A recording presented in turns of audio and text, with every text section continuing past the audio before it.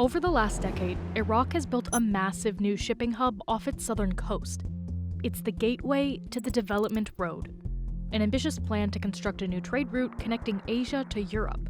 If successful, it could serve as an alternative to the choke point at the Suez Canal, and potentially provide Iraq with billions of dollars of revenue that's not directly tied to the price of oil.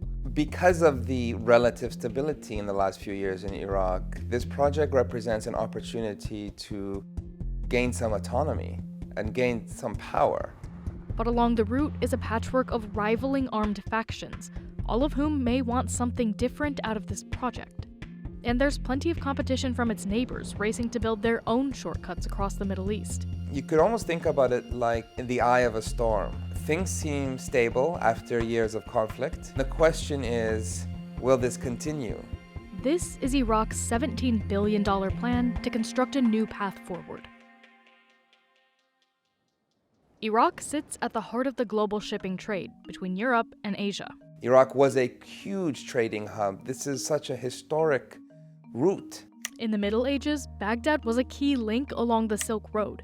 And from the 1900s until the early 2000s, you could travel between Iraq and the rest of Europe by train. But today, Iraq's railways are old and in need of repair, with just a handful of passenger and cargo lines in operation. Because of all the conflicts and all the wars, there hasn't been much attention given to this type of infrastructure. Up to $33 trillion worth of goods make their way around the world every year. In 2024 alone, $762 billion of goods moved between Asia and Europe. The countries with canals, roads, or railways are able to charge shippers billions of dollars a year just to pass through. Right now, the shortest maritime route between Europe and Asia is the Suez Canal in Egypt. But shippers have had to avoid it in recent years. That's because Houthi rebels have been attacking ships in the nearby Red Sea. The group claims they are making the attacks in solidarity with the people of Gaza. That instability led Egypt to lose $7 billion in shipping revenues last year. Regardless of the conflict, the amount of goods being shipped around the world is expected to keep rising. All of that has created an opportunity for someone else to step in. When we talk about Middle East conflict today, the stories are of Israel, Palestine, Iran, Yemen, Syria. Iraq isn't in the headlines. If you walk around Baghdad today or other parts of Iraq, you're seeing restaurants coming out, bridges being built, infrastructure being built. So it is a sort of an aberration of what has been the norm for Iraq for several decades. The Iraq Development Road would be a parallel road and railway, stretching 740 miles from the newly constructed port in the south up to the northern border with Turkey. From there, it would connect to the wider transit network across Europe. Iraq has already invested billions on the new Grand Fa port, and it's currently building an underwater tunnel to better connect the port to roads leading to Jordan and Turkey. But the development road is much bigger and more complicated. The government says the project would cost around $17 billion to complete, which would be paid for by a combination of Iraqi and Turkish government money and outside investment. For the last few years, Iraq's annual budget has been well above $100 billion. Iraq is an incredibly wealthy country because of how much oil and gas it produces. Theoretically, can Iraq afford this? Yes, a few $billion is nothing for Iraq's economy in the grand scheme of things.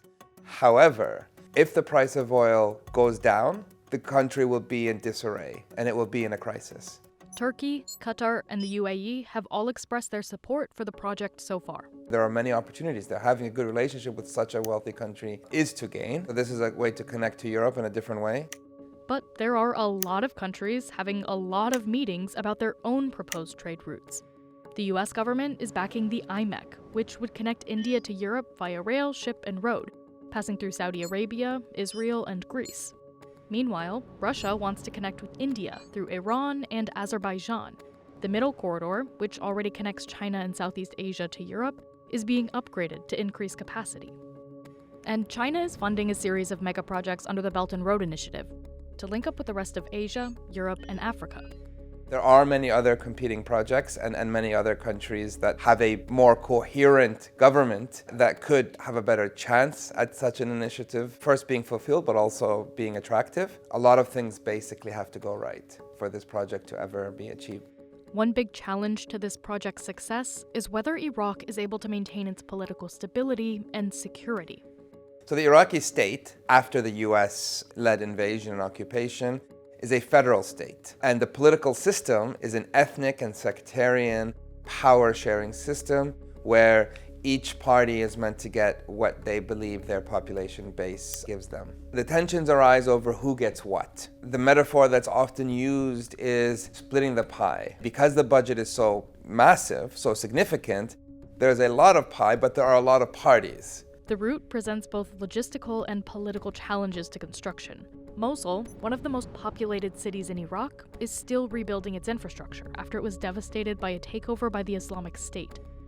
And mapping the route poses a lot of political challenges. You start going up the road, you're going to go through territories that are controlled not by the government or the Prime Minister's office as such, but by different armed groups. All of these groups will want a piece of this. Take Iraqi Kurdistan, for example. It's a semi-autonomous region whose people have long been fighting for independence. Rather than stopping in Erbil, the capital of Iraqi Kurdistan, the development road route avoids it entirely. There are lots of mountains in the region, which make construction difficult. But it could also be seen as a way to exclude the Kurds from economic development. It's a very strong message. And what it says is we don't have a significantly trustworthy relationship between federal Iraq and the Kurdistan region. And of course, there's the challenge of corruption, affecting who will actually profit off the new trade routes. The different political leaders and parties that took over the government after 2003 have seen this country as an incredibly wealthy opportunity to become rich. And so what that means is, this project for a road here, how do we get a cut? And when all the cuts are given out, very little is actually left for building the infrastructure. Projects like this take years, even decades to complete. And with so many different groups vying for power in Iraq, there's no shortage of challenges. But if it can pull it off... Many Iraqis look at the Gulf, for example, and they say, well, we have a lot of oil too. Why is it that we don't have that type of infrastructure or that type of economy? But of course, another side of it is these grand projects won't fix some of the more structural but essential crises that Iraqis continue to live in, such as electricity cuts or lack of clean water. If it is fulfilled, the Development Road Initiative is a symbol that this is a new Iraq we're talking about.